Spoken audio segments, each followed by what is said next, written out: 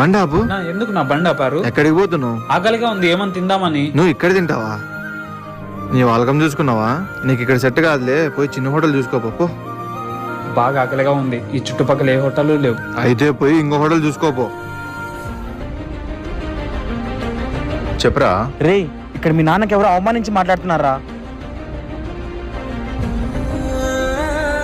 వస్తున్నా. నాన్నా వచ్చి కారెక్కు.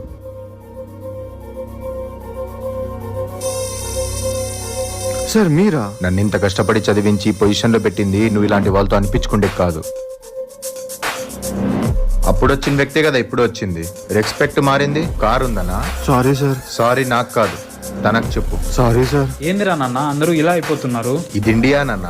వస్తువు కావాలంటే డబ్బుతో కొనాలి, అదే రెస్పెక్ట్ కావాలంటే ఆ డబ్బు మన ఒంటి మీద కనపడాలి.